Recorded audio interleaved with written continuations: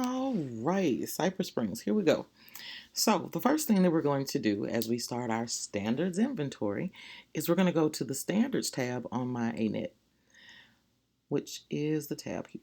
So when we click on the standards tab, the next thing we want to do is go to all standards resources.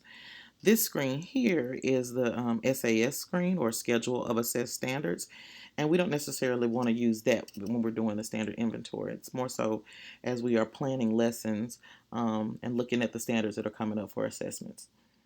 All right, so the first thing that we want to do is change this from math to ELA, and we're going to look at grade 3, and then you're going to click Update.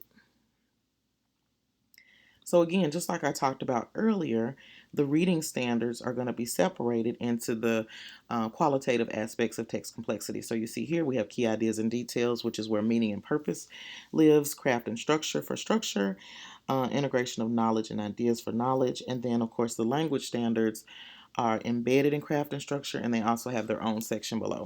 But for the sake of the text, we're going to focus on standards 1 through 10 to see if they apply to the text that we read.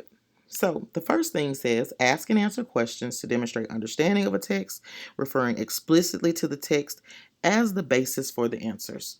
So my first question to you guys, can we elevate standard 3? I mean 1. Oh, I don't know what that Standard 3.1. Can we elevate it? Okay, yes, I'm waiting for an answer. Yes, for sure. Standard 1 is always going to be present.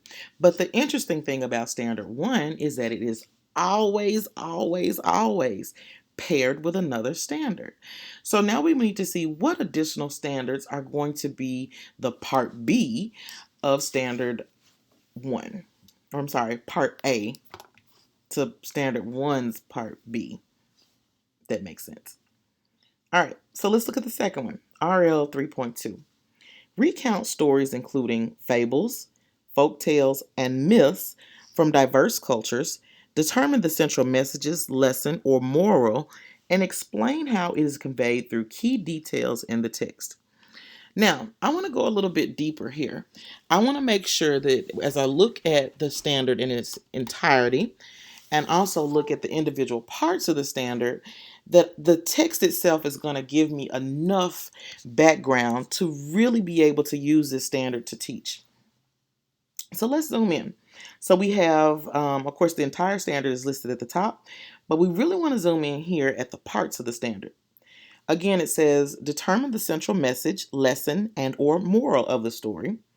Explain how key details convey the message, lesson, and or moral of the story.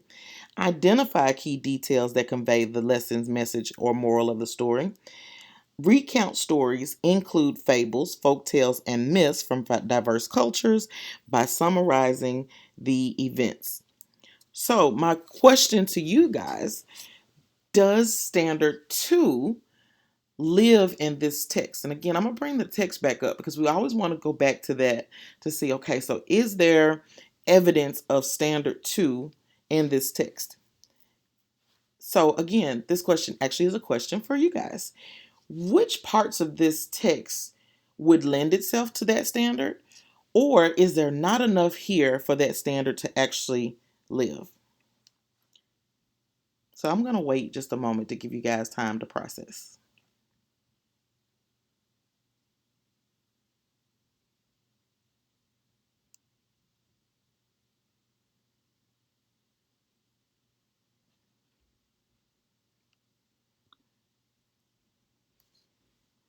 So what do you think? If we look at the first bullet point, it says determine the central message, lesson, and or moral of the story. Is there a lesson that could be elevated from this story? Are we learning something, or do the characters do enough to give us some type of message? And again, if you feel like it's a stretch to be able to pull it out, then I would say no, that standard does not exist. So again, I'm going to ask you guys, what do you think?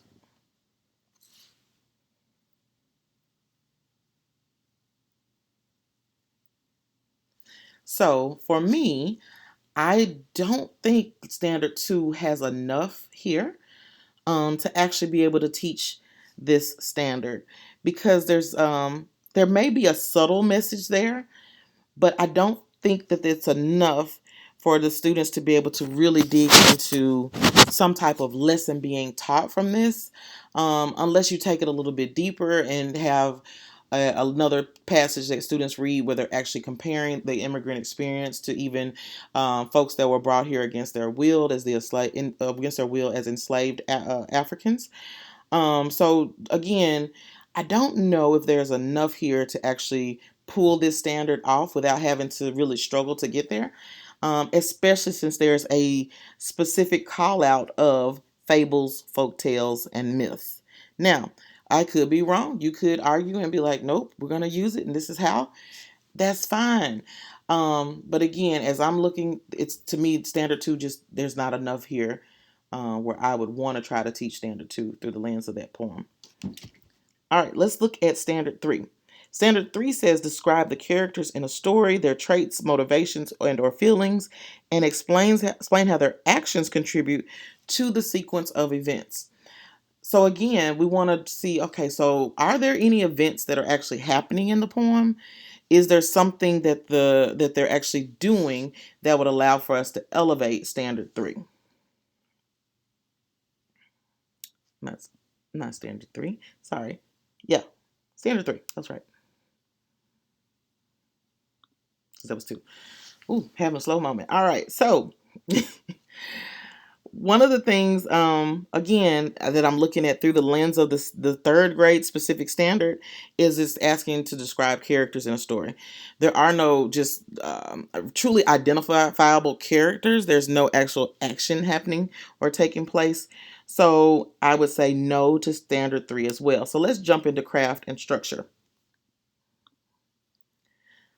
All right, so for craft and structure, it says determine the meaning of words and phrases as they are used in a text, distinguishing literal from non-literal language.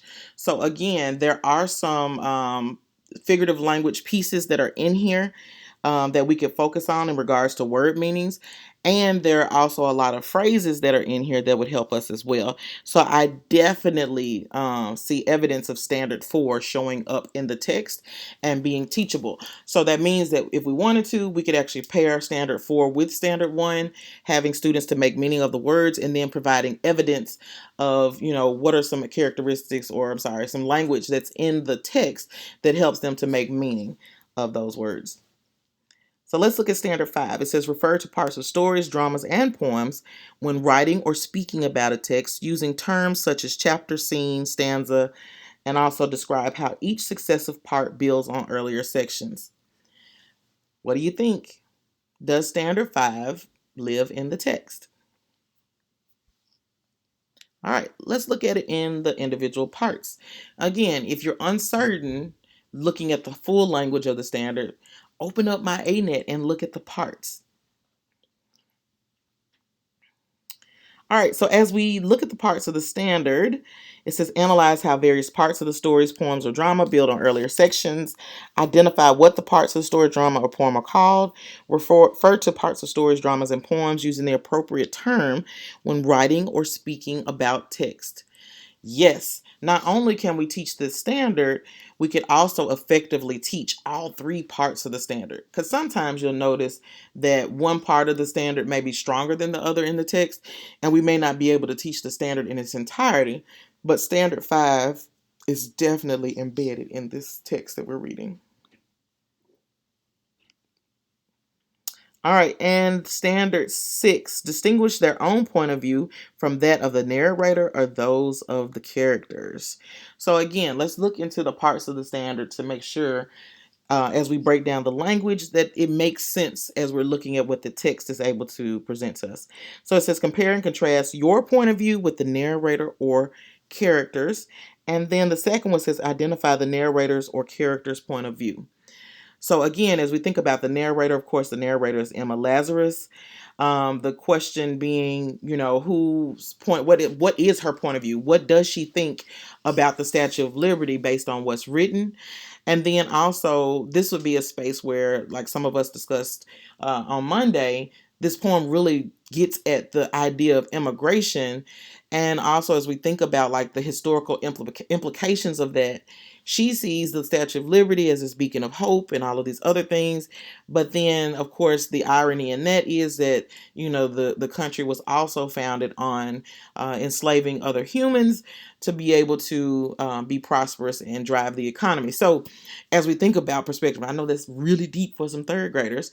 There still is a way to be able to teach that as we talk about point of view using this particular text. All right, so let's look at the knowledge demands. So standard 7 says explain how specific aspects of a text illustration contributes to what's conveyed by the words in the story, and also aspects of a character or setting. And I would say not necessarily for RL 3.7, but again, if you're building knowledge, maybe it is a conversation around where the Great Colossus is, the original one, and then also talking about the one in New York. So if we're building context, yes, but again, standard 7 is not going to be something that you'll teach to specifically because there's not enough here. And actually, the poem doesn't have a real illustration. I actually added in the picture of the Statue of Liberty. So, like again, for standard 7, not necessarily, but again, you could take opportunities to build that background knowledge so that students have a deeper understanding of what she's describing and what it means. So standard 9 talks about comparing and contrasting theme settings and plots of stories written by the same author with the same or similar characters. So again, standard 9, there's not anything related to standard 9 embedded in this text. So that means that our standards that we would focus on would be standards 1, 4, 5, and 6. And again, standard 1 can be paired with standard 4. It can also be paired with standard 5 and should also be paired with standard 6, as we do want students to feel comfortable citing evidence from the text. One of the other things that I wanted to elevate or highlight for you guys before we move into the next section is that ANET provides question stems to help support you all in developing really strong standards aligned text dependent questions. And it goes back to what I said earlier in the Nearpod around Bloom's taxonomy actually being embedded already in the standards. And you can find evidence of that as well in the parts of the standard. So as we talk about students comparing and contrasting points of view, again, like if you look at this first line, it says how is your point of view different from character X's point of view, or how is your point of view different from the author's point of view, whatever it is that we want to focus on. But again, the question is what's driving the verb that we always focus on in Bloom's taxonomy. The question is causing students to do whatever that thing is as we talk about higher order thinking. So I just wanted to notate that as well, and also to say that there are question stems for every single standard and the parts of the standard that are elevated in the RL and RI standards. So back to the Nearpod.